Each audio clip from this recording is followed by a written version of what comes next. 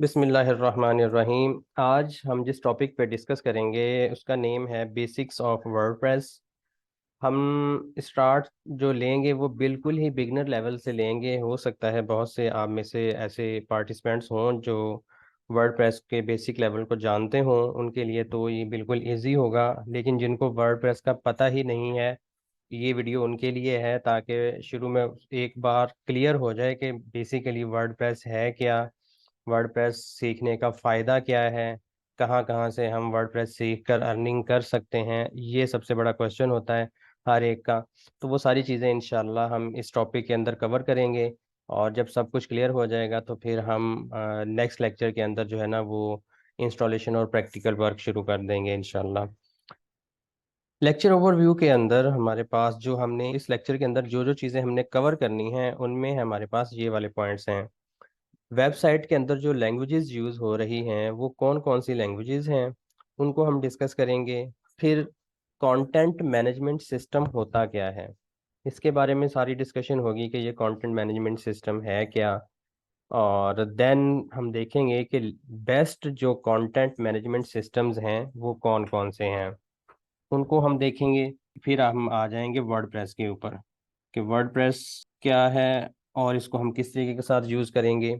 उसके बाद हम देखेंगे कि वर्डप्रेस की डिमांड जो है वो फ्रीलांस मार्केट के ऊपर क्या है। फ्रीलांस मार्केट जो बिगनर्स हैं, जिनको नहीं आइडिया, उनके लिए मैं बता देता हूँ कि कुछ ऐसी वेबसाइट्स हैं जिनके ऊपर हम as a freelancer, as sole person, हम कोई भी प्रोजेक्ट जो है ना वो किसी भी क्लाइंट से ले सकते हैं और उसको बनाकर दे सकते हैं, और अपने हिसाब से उसका रेट लगाकर उनसे हम वो अमाउंट जो है ना वो रिसीव कर सकते हैं। बहुत सारे फ्रीलांसिंग प्लेटफॉर्म्स हैं, उनको हम डिस्कस करेंगे। उसके अंदर देखेंगे कि किस प्लेटफॉर्म के ऊपर कितनी कितनी इस चीज़ की डिमांड हो रही है वर्डप्रेस की, ये सारा कुछ हम डिस्कस करेंगे। देन हम देखेंगे कि दो वेबसाइट्स हैं, wordpress.org और wordpress.com। इनमें बेसिक डिफरेंस क्या है इसको हम डिस्कस करेंगे।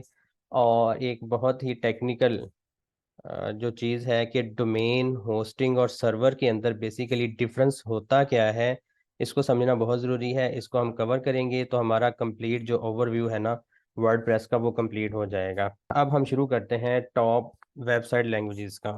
अच्छा, अब डिफरेंट लैंग्वेजेस यूज़ हो रही हैं डिफरेंट वेबसाइट्स के अंदर, जिसके अंदर PHP लैंग्वेज है, HTML आप लोगों ने सुना हुआ होगा, CSS आप लोगों ने सुना हुआ है, जावास्क्रिप्ट यूज़ होती है, पाइथन यूज़ होती है। ये मैंने टॉप की 5 लैंग्वेजेस बताई हैं। इसके अलावा और भी लैंग्वेजेस यूज़ हो रही होती हैं, उनके अंदर ज़्यादा डिटेल्स में हमें जाने की ज़रूरत नहीं है क्योंकि हमने कोडिंग तो करनी नहीं है। हाँ, इसके बेसिक्स अगर हमें पता हो कि HTML का बेसिक फंक्शंस क्या क्या हैं, और CSS के क्या है, जावास्क्रिप्ट के क्या है, पाइथन के क्या है, ये सारे जो है ना इनको हम कोडिंग के हिसाब से तो हम नहीं सीखेंगे। जस्ट अगर बेसिक हमें पता होगा तो हम जो छोटा मोटा थीम के अंदर जो थोड़ी बहुत चेंजेस करनी होती हैं वो भी हम खुद कर लेंगे, नहीं तो फिर हमें कुछ डेवलपर की ज़रूरत पड़ेगी। अदरवाइज वर्ड प्रेस के अंदर कुछ भी हमें कोडिंग की ज़रूरत नहीं पड़ती, हम विदाउट एनी कोड हम इसको यूज़ कर सकते हैं। ये 5 लैंग्वेजेस हैं। अब इसके अलावा जो बाकी लैंग्वेजेस है ना उनको हम देखते हैं, थोड़ा सा यहाँ पर सर्च करना शुरू करते हैं। Top website languages. अब इसके अंदर अगर हम यहाँ पर देखें तो ये जावास्क्रिप्ट, PHP, जावा, रूबी, HTML, SQL। मज़ीद अगर हम देखते हैं तो स्विफ्ट, टाइपस्क्रिप्ट, गोलैंग, C++, आप लोगों ने सुना होगा।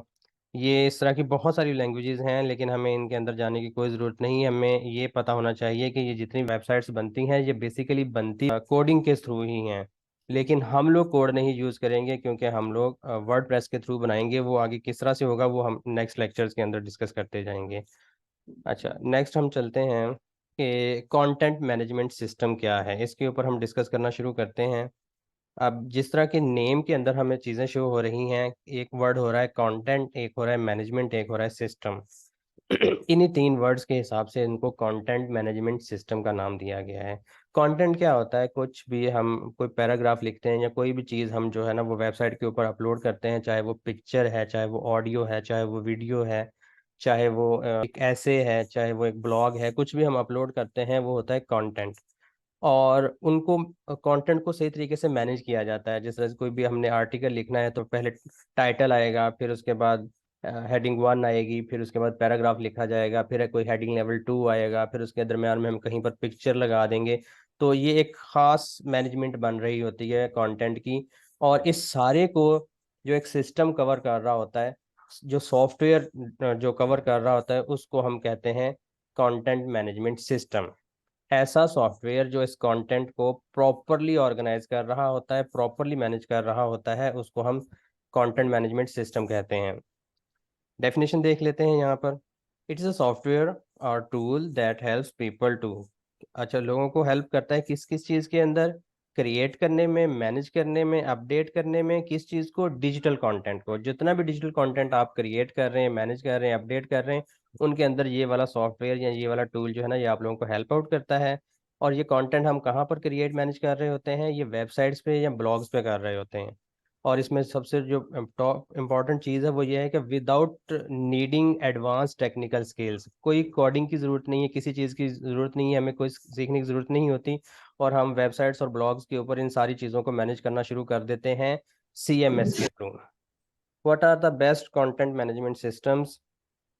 अब कंटेंट मैनेजमेंट पहले हमने देखा लैंग्वेजेस, लैंग्वेजेस बहुत सारी हैं, हमने टॉप की 5 लैंग्वेजेस को डिस्कस किया। अब उसके बाद आ जाते हैं कंटेंट मैनेजमेंट सिस्टम्स कितने हैं, उनको हम देख लेते हैं। अच्छा, कंटेंट मैनेजमेंट सिस्टम भी बहुत सारे हैं, ये नहीं है कि सिर्फ कोई एक कंटेंट मैनेजमेंट सिस्टम है, बहुत सारे हैं। उनमें से हम कुछ जो है ना वो यहाँ पर देखते हैं। जैसे कि हम पहले नंबर पे ले रहे हैं वर्डप्रेस, दूसरे नंबर पे Shopify, then Joomla, Magento, HubSpot.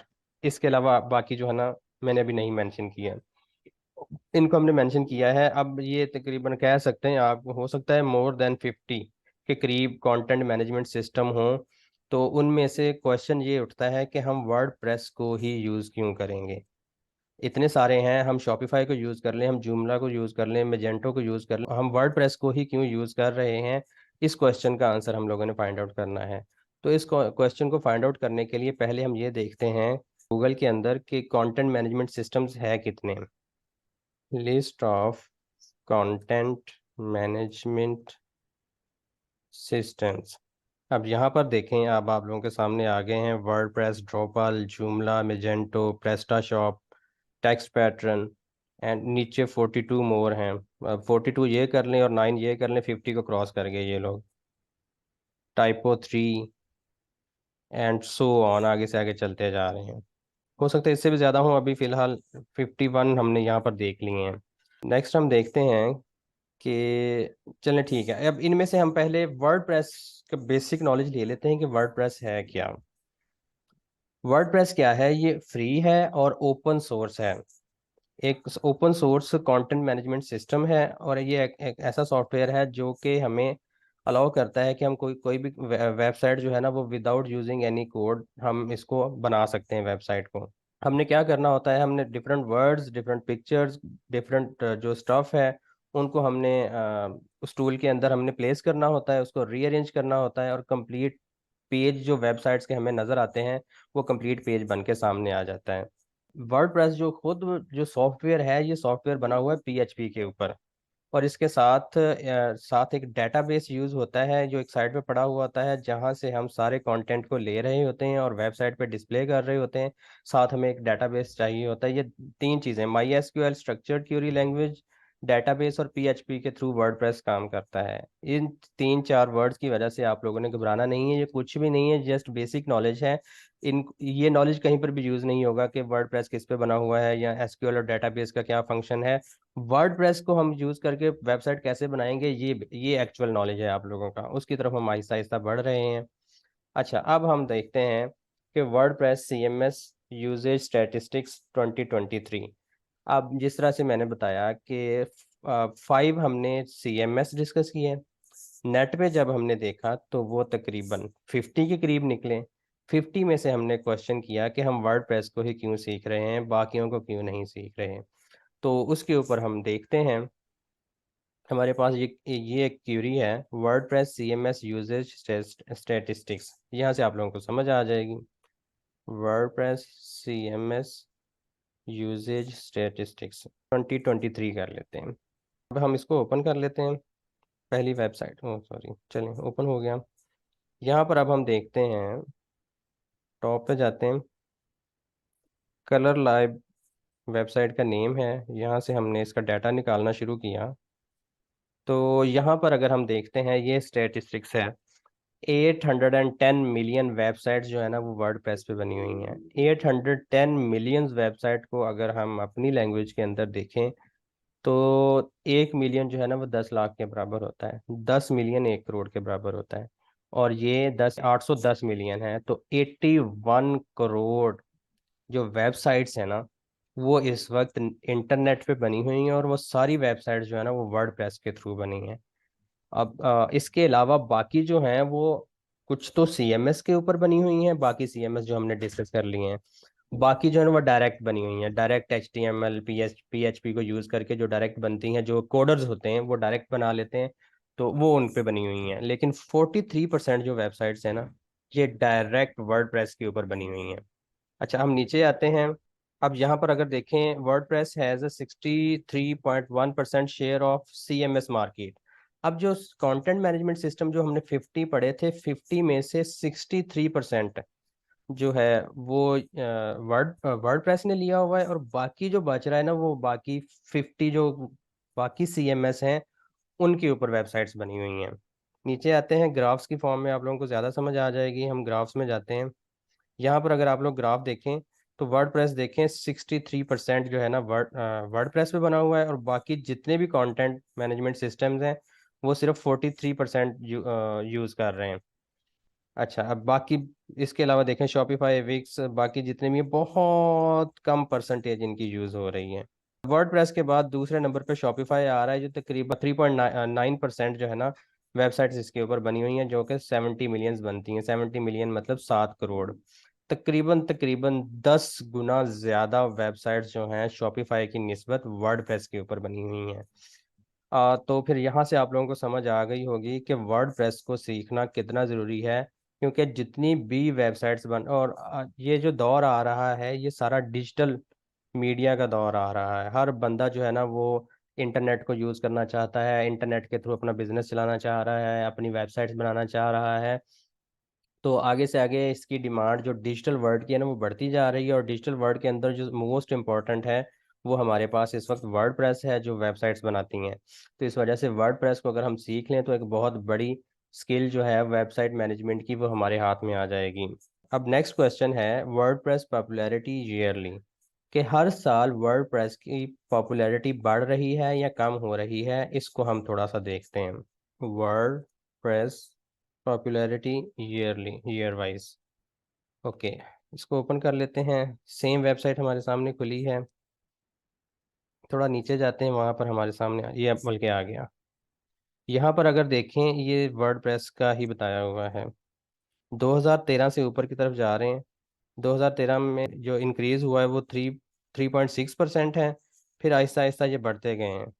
17.4% total जितनी वेबसाइट्स बन रही थी 2013 में, 17% वर्डप्रेस पे थी। और अभी 2023 में 43% वेबसाइट जो है ना ये वर्डप्रेस के ऊपर बनना शुरू हो गई हैं। तो यहाँ से आप लोगों को आइडिया हो रहा होगा कि इसकी डिमांड जो है ना वो आगे से आगे बढ़ती जा रही है। यहाँ से अगर आप देखें, ये जो ग्राफ जा रहा है ना, ये ग्राफ शो कर रहा है जनवरी 2011, जनवरी 2012, जनवरी 2013, जनवरी 2022। हर साल ग्राफ में ग्राफ शो कर रहा है डिमांड। हर साल डिमांड बढ़ती जा रही है, बढ़ती जा रही है, वर्डप्रेस की बढ़ती जा रही है, और अभी भी बढ़ रही है। तो यहाँ से हमें ये चीज़ पता चली कि वर्डप्रेस की पहले डिमांड थी, अभी भी डिमांड है, और इंशाल्लाह फ्यूचर में भी डिमांड होगी। अगर वर्डप्रेस को हम अच्छे तरीके से सीख लेते हैं तो हम फ्यूचर में इससे बहुत ज़्यादा फ़ायदा उठा सकते हैं।